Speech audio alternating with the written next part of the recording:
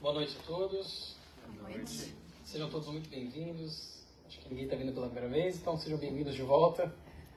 Eu sempre falo que é um prazer e uma honra poder estar aqui, e especialmente na palestra de hoje sobre a palavra e o silêncio, pedir para que os mentores da casa, os amigos espirituais, possam me intuir para que eu consiga passar essas mensagens do Consolador Prometido, essas mensagens do Cristo, com muita responsabilidade e muito sentimento, para a gente entender um pouco mais sobre a palavra, como se utilizar dessa ferramenta que nós temos à nossa disposição, e também quando e como se utilizar do outro lado da moeda, da palavra, que seria o silêncio.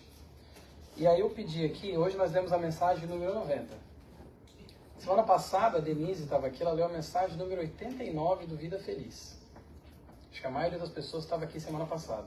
Preste atenção, e os temas já foram escolhidos a tempo, tá? Preste atenção na primeira frase da mensagem número 89, no anterior, do Vida Feliz. Se a tua palavra não tiver o objetivo de auxiliar, não a apresente para criticar. Então, para a gente ver como essas coincidências que ocorrem, como que a espiritualidade da casa guia as nossas intuições, nos guia para que a gente possa passar uma mensagem, para que a gente possa se alinhar e conseguir sempre continuar estudando e aprendendo cada vez mais. Para quem não viu minhas palestras, eu gosto de colocar a bibliografia do slide no canto superior direito, para depois, se a pessoa gostar, ir lá, compra o livro, já lê, já pesquise e veja por si mesmo. Esse aqui, Entre a Terra e o Céu, é uma passagenzinha desse livro psicografado pelo Chico Xavier, do André Luiz, em que o Clarencio leva o André Luiz no plano espiritual, ele leva o André Luiz para a casa de uma senhora, vamos dizer assim, chamada Clara. E essa senhora Clara estava lá, ela tinha na sua casa um local, na sua casa espiritual, um local em que ela recebia mulheres e ela dava palestras, fazia ensinamentos e tudo mais.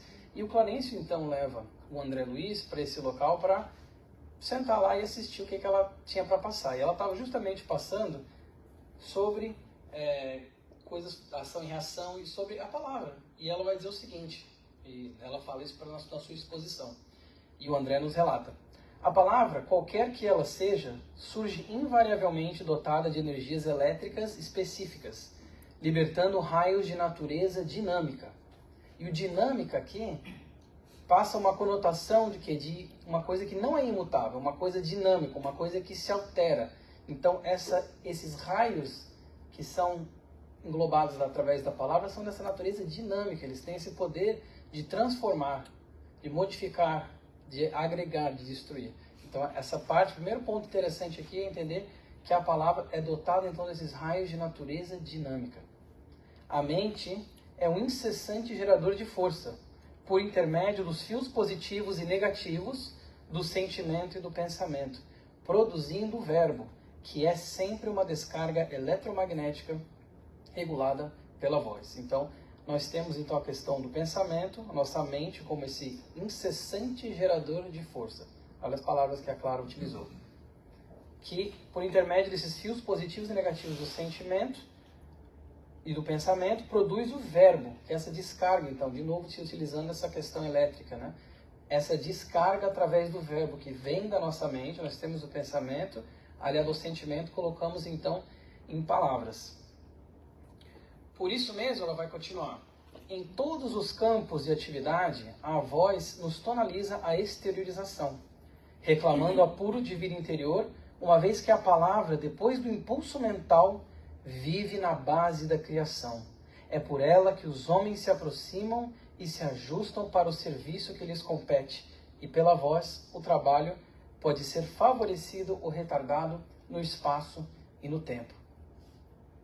É um parágrafo muito interessante que ela nos coloca aqui, justamente, e principalmente esse finalzinho. Retardado ou favorecido, ou seja, dependendo das nossas palavras, como que a gente utiliza esse instrumento, essa ferramenta que nós temos ao nosso dispor, o trabalho pode ser o quê? Adiantado, favorecido, concluído ou retardado. Trabalho no sentido também do progresso, através de como que nós estamos utilizando da palavra. No livro Viga de Luz, do Emmanuel, psicografado pelo Chico Xavier, na mensagem número 97, chamada O Verbo é Criador, nós vamos ter o seguinte, o Emmanuel vai dizer assim, o que sai do coração e da mente, pela boca, é força viva e palpitante, envolvendo a criatura para o bem ou para o mal, conforme a natureza da emissão. Então ele está dizendo que conforme a natureza da emissão, o que sai pela boca do indivíduo vai envolver a criatura pelo quê? Pelo bem ou para o mal. De acordo com o sentimento e a intenção colocada por detrás daquela descarga eletromagnética da palavra. Os elementos psíquicos, o Emmanuel vai continuar, que exteriorizamos pela boca são potências atuantes em nosso nome, fatores ativos que agem sobre a nossa responsabilidade.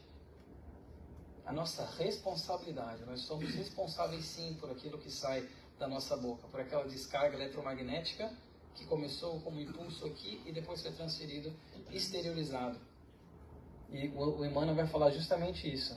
São potências atuantes em nosso nome. Aquilo que nós colocamos para fora, aquela energia, manipulação do fluido cósmico, como a gente quiser denominar, a ideia é a mesma. É responsabilidade nossa. E ela atua em nosso nome, de acordo com as nossas obras. Somos autores disso aqui. No Leon Denis, no livro O Problema do Ser, do Destino e da Dor, ainda nessa questão da palavra, que tange a importância e a responsabilidade da palavra, ele vai dizer o seguinte: a alma, em suas intuições profundas, tem a sensação das coisas infinitas, de que ela participa e às quais aspira.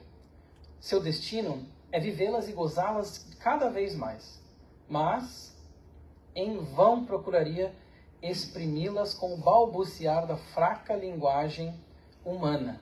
Debalde se esforçaria por traduzir as coisas eternas na linguagem da terra. Ele conclui dizendo: a palavra é impotente, mas a consciência evolvida percebe as radiações sutis da vida superior. O que ele quis dizer com a questão da palavra ser impotente aqui tem a ver com o parágrafo anterior, que é o quê? Ainda nós, no estado que nós nos encontramos aqui na Terra como espíritos, nesse grau de evolução que nós estamos transitando, a nossa linguagem ainda é muito, muito falha. Ela é muito simplista para traduzir certos elementos do infinito, certos elementos imortais, ou como ele vai colocar ali, as radiações sutis da vida superior. Querem ver? Tenta explicar para alguém o que é o amor. Se viesse um ser de outro mundo aqui, um extraterrestre, ele pergunta: o que é esse amor que eu tanto tenho em música, em poemas? Explica para mim, o que é isso? A gente não consegue.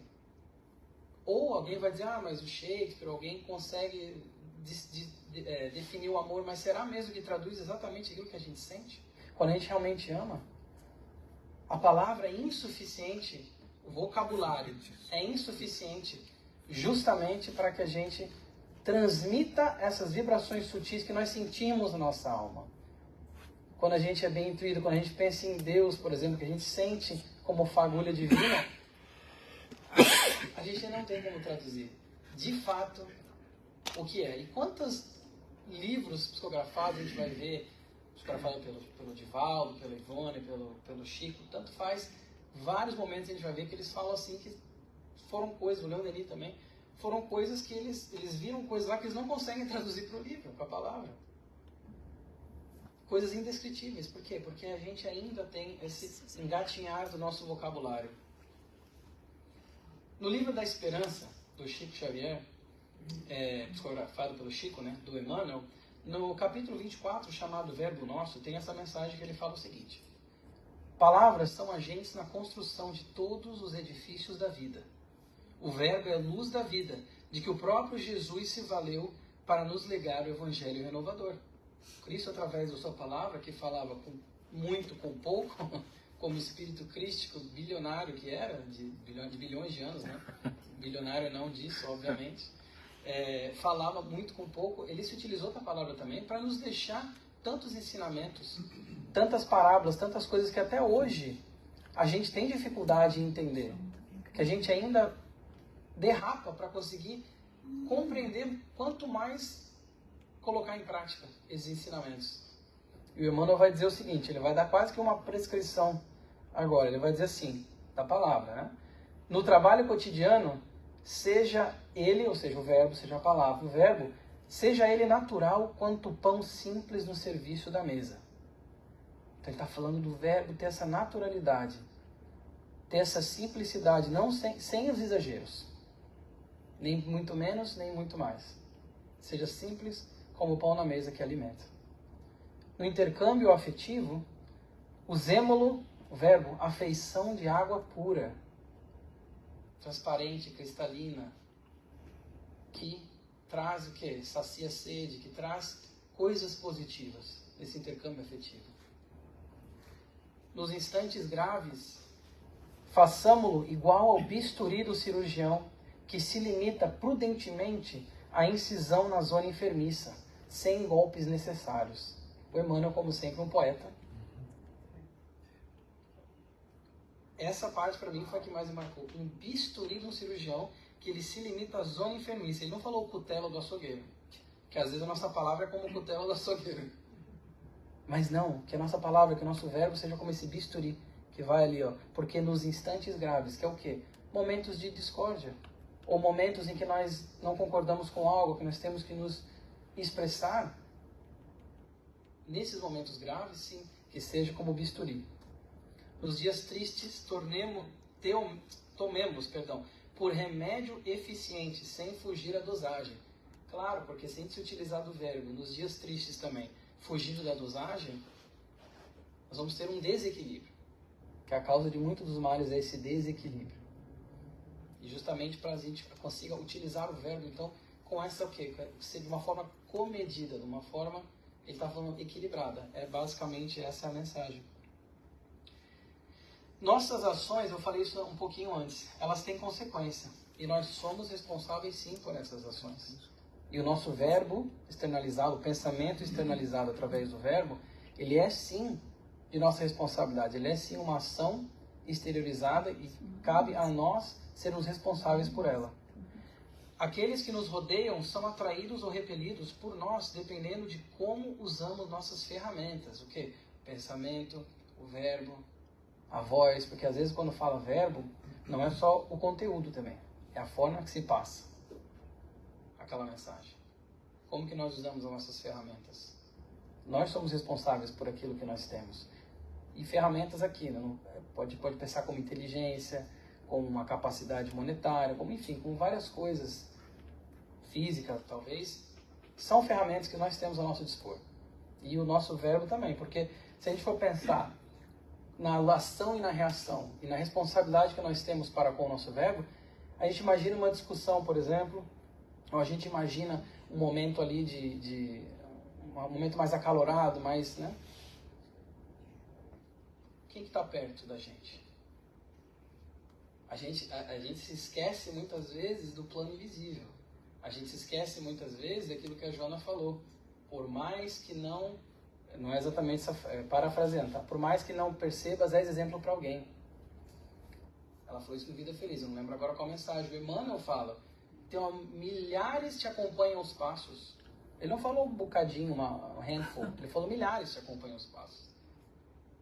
Nós estamos sempre com alguém nos observando.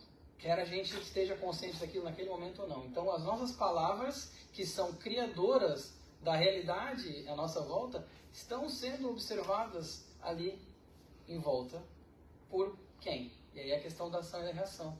Que tipo de emissões nós estamos colocando para fora? E isso vai dizer muito, muito bem aqueles que atraem e aqueles que nós repelimos através dessas emissões. Então é sim de nossa responsabilidade. O Livro dos Espíritos, por exemplo, a questão 459, uma questão até bastante comentada, né? Eles perguntam, os espíritos influem em nossos pensamentos e em nossos atos? Muito mais do que imaginais. Muito mais do que imaginais. Então aquilo para a gente pensar um pouquinho mais. Quando nós estamos usando dessa ferramenta, onde que nós estamos, como que nós estamos usando essa ferramenta? Isso é para a gente ir pensando e refletindo. No Evangelho segundo o Espiritismo, sobre a questão dos excessos, ele vai dizer o seguinte: se não ultrapassássemos o limite do necessário, na satisfação das nossas necessidades, não teríamos as doenças que resultam dos excessos, nem experimentaríamos as vicissitudes que essas doenças acarretam. Lembra da mensagem do Emmanuel que falou sobre equilíbrio? É justamente isso, não ter esse excesso. Se puséssemos limites à nossa ambição, não temeríamos a ruína. Vou dar alguns exemplos aqui. Se não quiséssemos subir mais alto do que podemos, não recearíamos a queda. Se fôssemos humildes, não sofreríamos as decepções do orgulho humilhado. Se praticássemos a lei de caridade, não seríamos maledicentes, nem invejosos, nem ciumentos, e evitaríamos as querelas e dissensões. Se não fizéssemos mal a ninguém, não temeríamos a vingança, e etc. Botei um etc. Enfim, e vai falando muitas outras, discorrendo sobre outras coisas do queijo. Todas elas com a natureza, com a base sendo o excesso, acarretando uma consequência não muito positiva, uma consequência que a gente não quer. Ele falou ali das doenças, né? E a gente consegue pensar então nos excessos, como que a gente está usando a nossa palavra? Será que a gente está usando em excesso em alguns momentos? Será que a gente está usando da forma correta a nossa palavra? E de novo, não é só para as questões extremamente difíceis e tudo mais, até no dia a dia. E hoje em dia mais complicado ainda, porque hoje em dia nós temos o quê? A ferramenta da internet, que é uma ferramenta maravilhosa. Nós temos redes sociais, que o quê? Está atrás do teclado, você pode ser um anônimo e a palavra ocorre solta. A língua, que é um músculo, o músculo que não tem câimbra, poderia ter câimbra. Às vezes, quando a gente está falando, até seria bom dar uma câimbra ali para travar algumas coisas. Mas não dá. E aí tem o teclado ali, ó. E a pessoa, o quê? Aquela palavra que é jogada lá, na internet, numa mídia social, o que antigamente, volta algumas décadas aí, era limitada a um círculo muito menor de atuação, aquela palavra hoje em dia que é colocada lá, tá aí para bilhões de pessoas verem o que você falou. O que você externalizou, às vezes, no momento infeliz. E a gente pensa, então, esses influenciadores, né? A gente pensa até pessoas que não são influenciadores, mas que são muito famosas e influenciam, como que elas estão usando essa ferramenta? E a gente tem que, de fato, observar isso e aprender. E tirar, entender a responsabilidade que nós temos também quando nós estamos utilizando da nossa palavra. E lembrando ainda mais a questão dos excessos, que não é só em momentos muito específicos que a gente tem que ficar atento no vigiar e orar, vigiar, que está saindo por aqui. Até a gente está vendo o quê? Está vendo um reality TV ali, na televisão, está criticando aquela pessoa, falando mal pra caramba. Mas estou falando com a televisão. Mas e que tipo de missão que a gente está passando? E o nosso pensamento, que não tem distância? E as pessoas que estão em volta, que estão vendo aquela nossa atitude? E já é orar, e a gente vai ficar atento justamente com a questão da palavra. No livro, no roteiro de Jesus, na verdade, o capítulo 10, Contos e Apólogos, é do Humberto de Campos, psicografado pelo Chico, mas essa parte específica está no roteiro Jesus capítulo 15, chamada Parábola Simples. Esse é o título do capítulo. E ele conta que os diversos aprendizes estavam rodeando ali o Senhor, mas Jesus, eles estavam, os discípulos, né, estavam discutindo entre eles, um falando mal do outro, estavam tentando cada um colocar a sua opinião, e eles estavam justamente, Jesus observando aquilo, vendo que eles estavam, não, a gente tem que ser mais contundente no nosso verbo. Outros falam, não, a gente tem que ser mais manso, como mestre e tudo mais. E Jesus pega e fala uma parábola para eles. Jesus conta que tinha um lavrador que vivia num campo, né? E nessa vila, e esse lavrador estava orando muito para que ele tivesse sucesso na sua plantação, que a sua colheita crescesse e tudo mais. E um dia, inspirado por ele fala pelo gênio do bem, essa é a descrição que tem lá, uma pessoa chega e fala uma coisa positiva para esse lavrador. Fala uma coisa carinhosa, uma coisa positiva, uma palavra de encorajamento para ele. E aquela palavra, com aquela emissão, com aquela natureza daquela emissão, vai como uma semente no coração e na mente daquele lavrador e brota aquela fé, e brota tudo o que acontece. Ele começa a ter sucesso na sua lavoura. Começa a crescer então tudo, e ele começa a ficar animado, empolgado, e agradece a Deus, e começa a passar tudo para o pessoal que mora com ele lá da vila, e todo mundo começa a entrar sintonia boa, e a plantação vem, aquela fartura. E aí um dia eles estão numa vila vizinha, eu estou parafraseando, de novo, leem que é mais legal.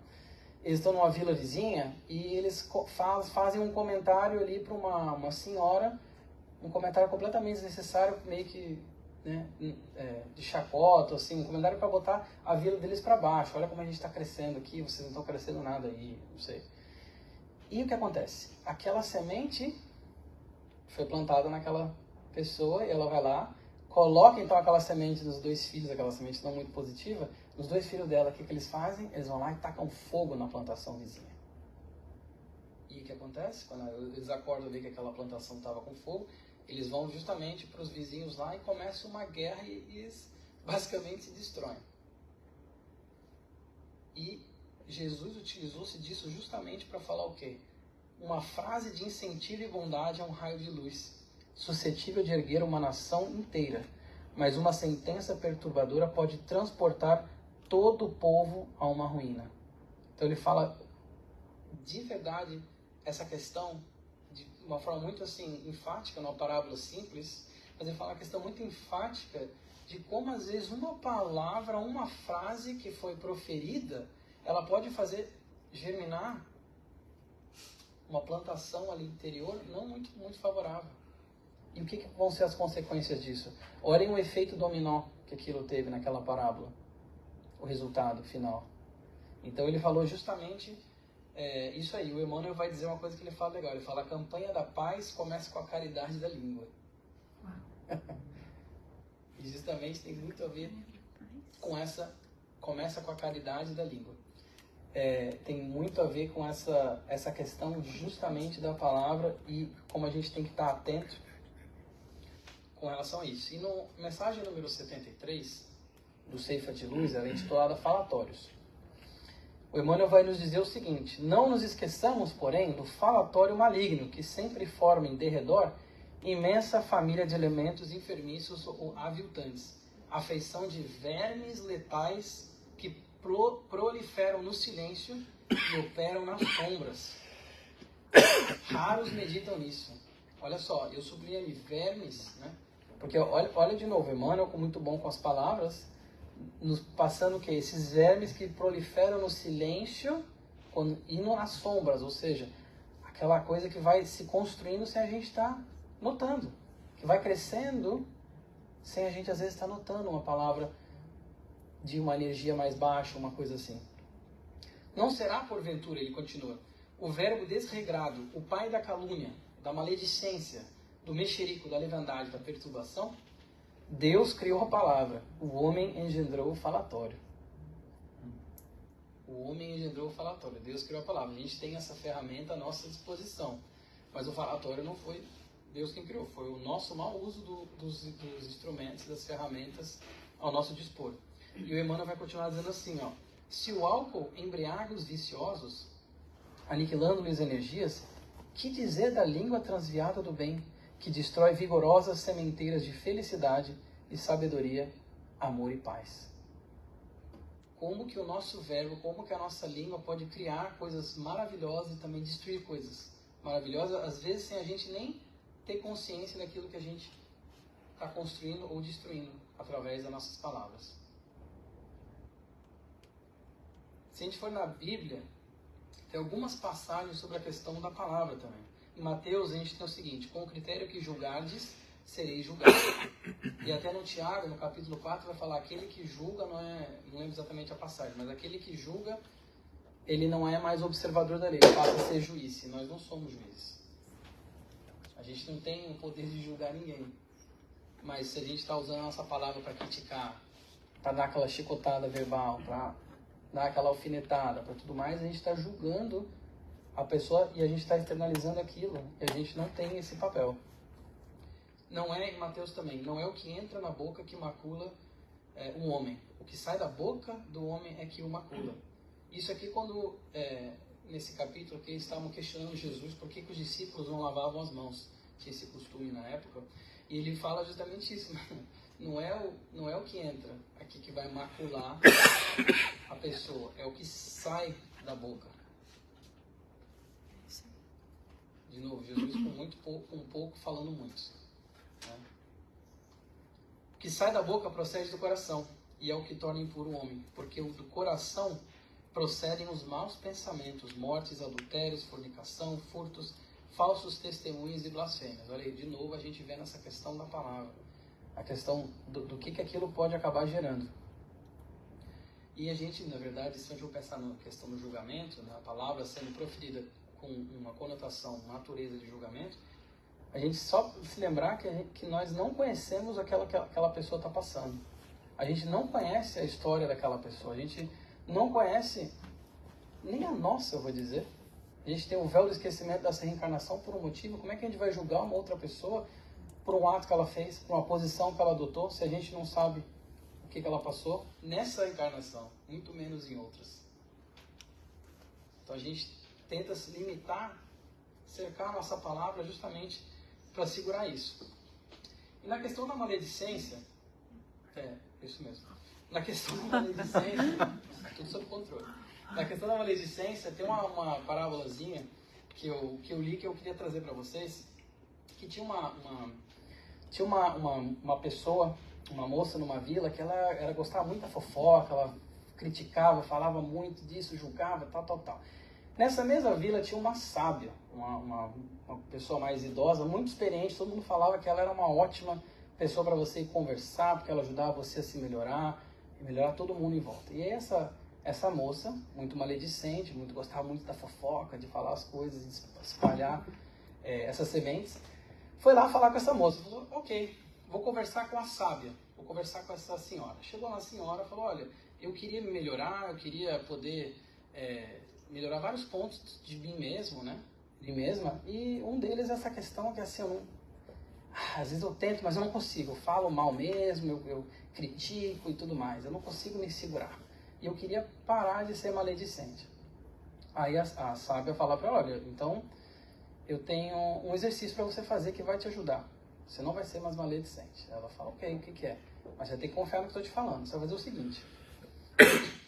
Você vai pegar, vai passar aqui na nossa vila e vai coletar várias penas. Pode ser de ganso, de pato, passarinho, andorinho, o que for. Coleta várias penas.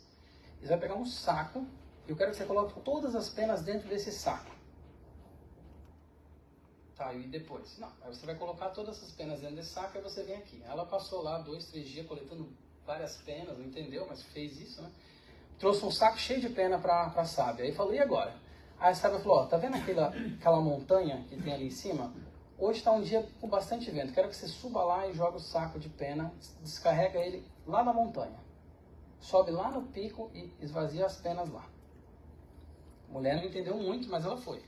Chegou lá, escalou, foi difícil. Chegou lá em cima do topo, aquela ventania. Ela pegou aquele saco de pena, jogou tudo. E o vento levou aquelas penas todas variadas, aquela coisa, ficou até uma coisa bonita e tudo mais. Levou todas aquelas penas e esvaziou o saco. E ela voltou para a sábia, sem entender muito. E ela falou assim, eu fiz o que você falou. Mas agora, o que eu preciso fazer para não ser mais maledicente? Aí a sábia falou, ó, agora tem o passo final, bem simples. Você volta lá e coleta todas as penas que você jogou. Aí a mulher fala, mas como assim? Eu joguei as penas, o vento levou, espalhou pena para tudo que é lado. Talvez eu pegue uma ou duas, mas não consigo pegar todas. Eu nem vi onde foram parar as penas. Ela falou, e assim são as suas palavras. As palavras que você joga ao vento, você não sabe onde é que o vento vai carregar. Você não sabe onde essas penas vão cair. E depois não tem mais como você recolher. E aí dizem que a mulher não foi mais maledicente. Pelo menos é o que eu não falo desse final, mas é o que eu imagino no meu otimismo, que ela não foi mais maledicente. No Fonte Viva, que é sobre a maledicência, nós temos a mensagem 151 que vai dizer o seguinte: nem todas as horas são adequadas ao ramo da ternura na esfera das conversações leais. A palestra de esclarecimento reclama por vezes a energia serena em afirmativas sem indecisão. Entretanto, é indispensável grande cuidado no que concerne aos comentários posteriores. Então, o que o Emmanuel está falando? Que nem todas as horas são adequadas ao ramo da ternura na conversa, na esfera das conversações leais. Às vezes, nós vamos ter que ter conversas mais difíceis. Às vezes a gente vai ter que ser um pouco mais firme, tá? Então aqui, ó, em aspas, um pouco mais firme naquilo que a gente está falando com a convicção, um sentimento verdadeiro. Porque nem todas as conversas vão ser conversas agradáveis que a gente vai ter com as pessoas ao nosso redor, com a nossa vida. Aí ele vai dizer o seguinte: a maledicência espera a sinceridade para turvar-lhe as águas e inutilizar-lhe esforços justos. O mal não merece a coroa das observações sérias.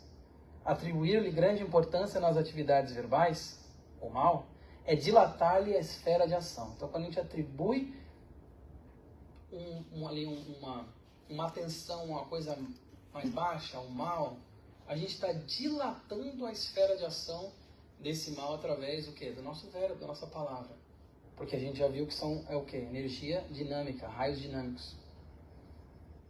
Então ele fala o quê? Isso é muito interessante. O Mano vai dizer que a maledicência, ela espera a sinceridade. Porque às vezes, se a gente for fazer uma crítica severa a alguém, a gente pode estar até sendo sincero, a intenção até pode ser boa, mas até que ponto a gente vai conseguir falar, que a gente vai conseguir segurar a língua, ou que ele vai dizer aqui, ó, comentários posteriores, que depois a pessoa vai ser, a gente vai ficar, ó, tá vendo? Falei que aquela pessoa lá, tava assim, tava assado. Tive que ser mais duro. E aí vai indo, a língua vai solta. Então ele fala justamente isso, a maledicência, ela espera essa sinceridade para turvar a água. Então, de novo, vigiai. Vigiai nosso pensamento, porque parte daqui, para cá. E aqui eu trouxe o filtro de Sócrates para vocês, que na verdade foi o que me inspirou a fazer essa palestra. Eu já conheci esse filtro há um tempo atrás, eu falei, um dia eu vou fazer uma palestra espírita que pode ser utilizada com o filtro de Sócrates. E o Sócrates, ele falou o seguinte: antes de você falar qualquer coisa, aquilo que você vai falar, você passa por 3 filtros. Algumas pessoas falam o filtro triplo filtro, quase um trava-língua. Ou os 3 filtros, enfim. Mas ele inventou isso aí. E o que é? São 3 coisas, ele falou. São 3 critérios que aquilo que você vai falar tem que passar por esses 3 critérios para você poder falar. Primeiro é o critério da verdade. Aquilo que eu vou falar é verdadeiro? E eu vou mais além. Eu consigo me certificar que é verdadeiro? Ou eu estou com uma opinião equivocada? Às vezes é uma opinião e não uma verdade. Mas ele fala, a primeira coisa é a verdade. Aquilo que eu vou falar nesse momento para aquela pessoa é verdadeiro? Aquilo que eu vou falar é bom? O sentimento por trás daquilo é um sentimento de bondade? E aquilo que eu vou falar tem utilidade para aquela pessoa que vai receber o que eu vou falar? Bondade, verdade e utilidade. Se passar por esses 3 filtros, o Sócrates vai dizer, pode falar. Quantas coisas nós não falamos no dia a dia que não passariam por esses 3 filtros? Porque às vezes, isso é interessante, pode passar por 2, mas não passa por 1. Às vezes pode ser uma coisa boa e útil, mas eu não tenho certeza se é verdade. Às vezes pode ser uma coisa verdadeira e útil, como uma crítica construtiva, verdadeira e útil, mas é uma coisa boa. O sentimento por trás daquilo não é um sentimento bom. E por aí vai. Tem todas essas nuances. Então, justamente para a gente conseguir ver se aquilo que a gente vai falar passa pelos esses 3 filtros. E se não passar, qual que é a alternativa? Aí vem o nosso querido Chico que vai falar da água da paz. Olha aí, uma metodologia para quem quiser saber. Ele fala que quando alguém te irritar, você pega um copo de água, coloca a água na boca e deixa na boca. Você vai falar aquela coisa que vai machucar a pessoa, coloca a água na boca e segura a água na boca. Enquanto você tiver com o impulso de falar, você deixa a água lá. Ele chamou de água da paz. É um nome maravilhoso, né? Porque se a gente tivesse uma água o tempo todo do nosso lado para fazer isso, evitaria muitas discussões inúteis. Então a gente vai agora cair para a segunda parte da palestra. A primeira foi a palavra, a segunda é o silêncio. No Livro dos Espíritos, na questão 772, a pergunta é a seguinte: que pensar do voto de silêncio, prescrito por algumas seitas desde a mais remota antiguidade? A resposta deles é ótima. Perguntai antes, a vós mesmos, se a palavra é faculdade natural e por que Deus a concedeu ao homem. Deus condena o abuso, não o uso das faculdades que lhe otorgou. Entretanto, o silêncio é útil, pois no silêncio te recolhes, teu espírito se torna mais livre e pode entrar em comunicação conosco, com o plano espiritual que quer nos auxiliar, que está o tempo todo nos auxiliar. Mas o voto de silêncio é uma tolice. Sem dúvida, estão bem intencionados os que consideram essas privações voluntárias como atos de virtude. Enganam-se, no entanto, porque não compreendem suficientemente as verdadeiras leis de Deus. Então ele está falando o quê? Justamente do voto de silêncio, para a gente primeiro pensar, se a gente tem a palavra, por que a gente tem a palavra? Se fosse para todo mundo ser mudo, por que a gente tem o verbo? Por que a gente tem a palavra? E eu digo, claro, tem a linguagem de sinais, mas quando digo, até nessa linguagem que a gente fala palavra, essa também está incluída. A comunicação, em outras palavras. E ele vai dizer o quê? Apesar da intenção ser boa do voto de silêncio, você está privando um passo evolutivo que a gente pode dar, que a gente tem que dar.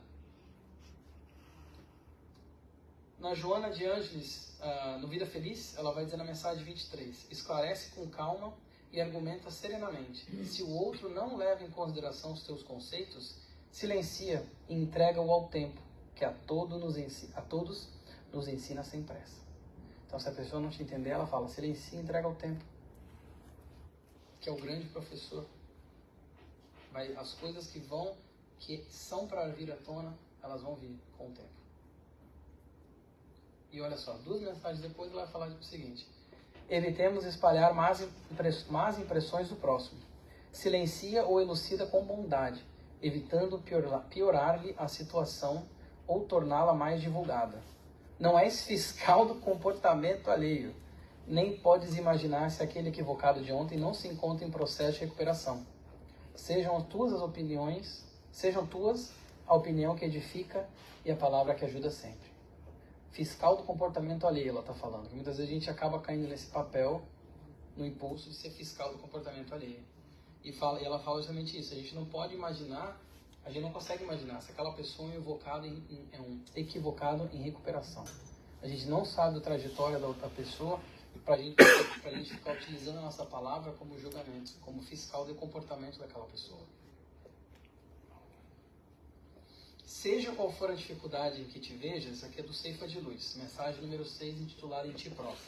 Seja qual seja a dificuldade, que te vejas, abstente de carregar o fardo das aflições e das perguntas sem remédio.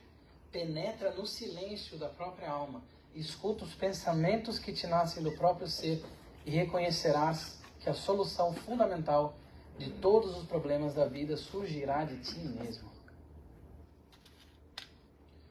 Olha esse convite do Emmanuel para a gente se recolher mais em silêncio. Fazer mais essa introspecção. Porque hoje em dia, nos tempos muito frenéticos que a gente vive, em que tudo é para ontem, em que tudo parece estar muito acelerado, a gente não tira tempo para meditar, para ficar em silêncio às vezes, para fazer uma oração, para se recolher de fato.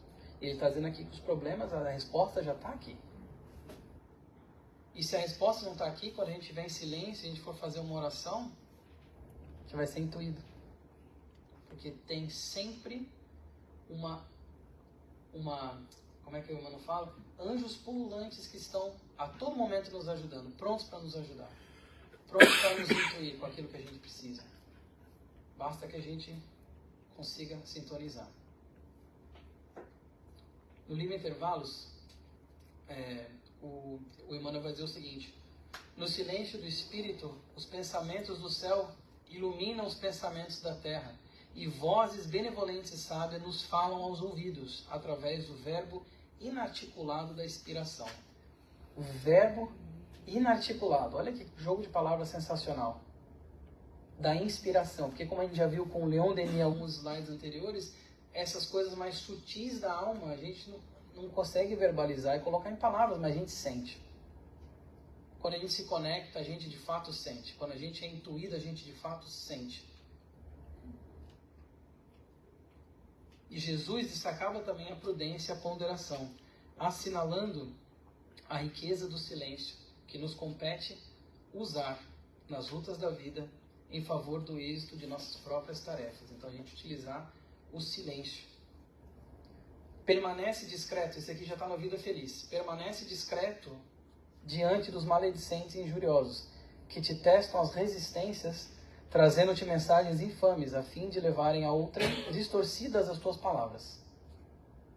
Permanece discreto, ou seja, fique vigilante em volta dos maledicentes, porque as palavras vão ser distorcidas. O silêncio, olha só, é como algodão que abafa e amortece o ruído do mal em desenvolvimento. Então, Jonas está utilizando do algodão como uma coisa que abafa. O algodão, uma coisa, né, ali, branquinha, né, uma coisa mais macia, mais pura, que abafa o ruído do mal. Para a gente utilizar o silêncio justamente como isso. Mas por que então que é tão difícil silenciar, será? Se a gente sabe que todo silêncio pode trazer todos esses benefícios, essa conexão com nós mesmos, conexão com Deus, intuições, a gente não dá corda para maledicente, a gente segurar às vezes uma palavra que vai machucar, que não vai passar no filtro. Por que é tão difícil, será? Ser silencioso, usar mais o silêncio.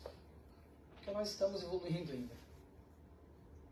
No momento em que nós estamos, que já nós passamos por muitas coisas, nós chegamos num ponto da nossa evolução, que nós temos essas ferramentas, ainda estamos evoluindo, ainda estamos desenvolvendo, tanto individualmente como sociedade. O planeta agora de prova de expiação, para um planeta de regeneração, tudo isso acompanha uma evolução que sempre é gradual, porque não há saltos na natureza. E é difícil silenciar, porque o nosso pensamento é muito rápido e nem sempre ele tem um filtro bom. Eu diria que a maioria das vezes não tem um filtro bom.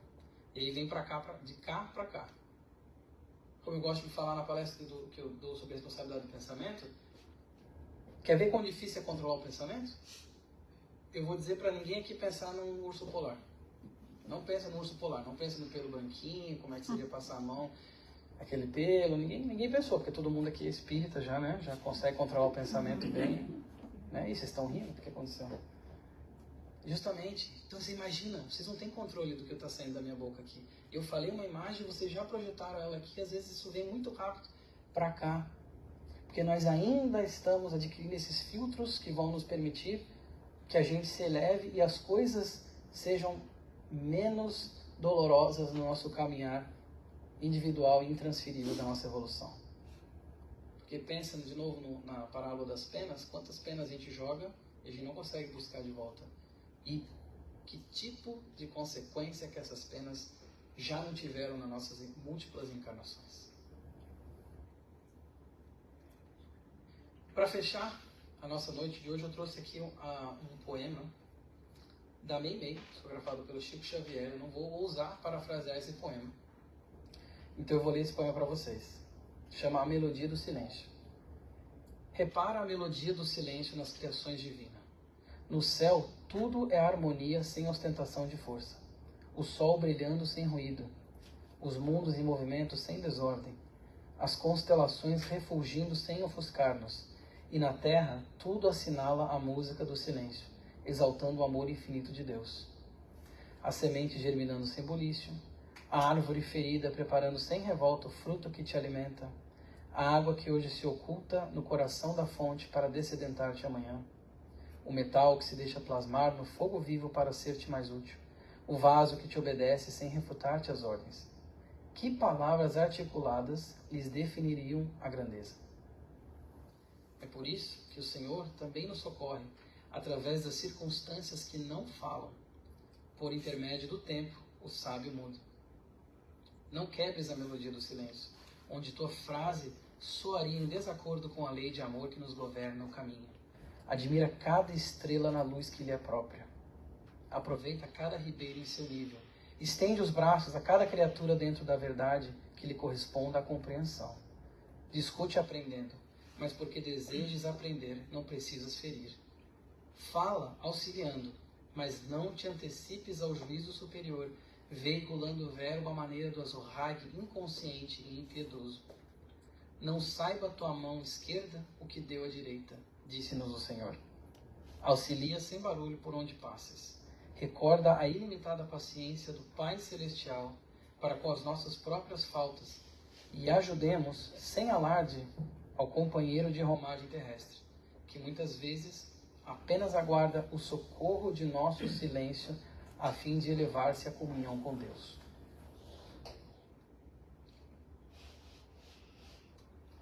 Que assim seja.